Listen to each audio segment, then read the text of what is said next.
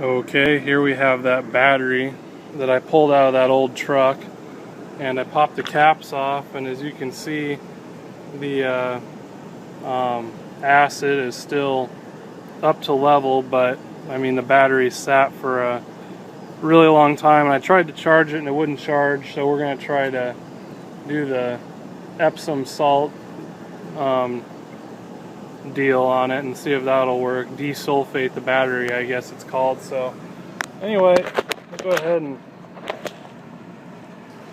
pour this out. You want to be careful not to get this on your hands or your clothes. This is battery acid.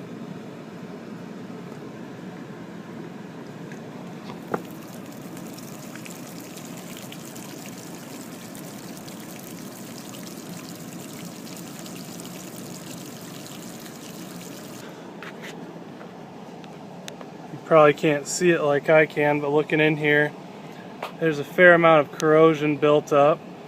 So it's kind of what happens when a battery sits. So we'll go ahead and add our salt solution and see if it'll clean it up. But anyway, that's where we are as of now.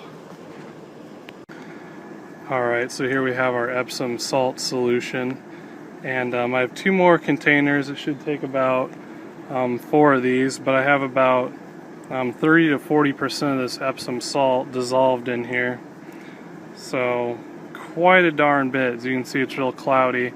So the idea with this stuff is you put it in, you put the battery on really low trickle charge for like 3 to 4 or 5 days, and if it charges back up, then you know it worked. And again, you only do this with batteries that won't charge. So it's kind of like a really interesting thing, because this, you could grab a battery that has been sitting around for 20 years, like this truck's been sitting out there. I talked to someone the other day for, about 10 years. They've just kind of moved it around with the forklift, so I guess pulled it around, they didn't lift it up. But anyway, so it'll be a good test to see if this works on this battery here. So, there's no real exact science to it, just fill one cell, move to the next. So we'll probably add some more of this at some point. I'm just going to fill them all the way up to the top. I feel like that can't hurt anything. So like I said, you're not supposed to leave this stuff in after you do this. That's not the point of it. That's kind of what a lot of people do. I saw online. So after I did my own research, I found that's not quite correct. But anyway, we'll just try and get it charged up. We'll try and light the truck off with this solution, see what happens. So I'm gonna get doing this. We'll slap it on a trickle charge at 2 amp, and we'll just have to see. Alright, so we've had our battery on our charger for a couple of days now. It took about a day for it to actually start accepting a charge, but now it's doing good. And again, you want to run it on trickle charge, so we've been sitting at 2 amp. These chargers that are old, like this is some charger from the 70s or something that has a 6-volt option, these are really the best ones to use, because they overcharge the battery. They're not smart chargers, so they'll just keep putting charge to the battery until you disconnect it. And you really want to overcharge these batteries to get the whole desulfating action going on. At least that's my understanding of it. But anyway, it's doing pretty good. Obviously I have the battery outside here so that if anything were to happen, it would blow up, nothing would go wrong.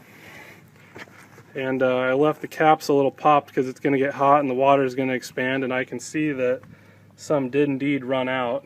So anyway, I'm going to hook up our meter here, and we're going to see just what it's sitting at. But I've already checked it, so I know we're pretty good. In the beginning, it had like, when I hooked it to the charger, it literally had like, there's no voltage like whatsoever. I couldn't even get a reading, so this is pretty impressive. So anyway, I'm going to get this all hooked up and we'll take a look.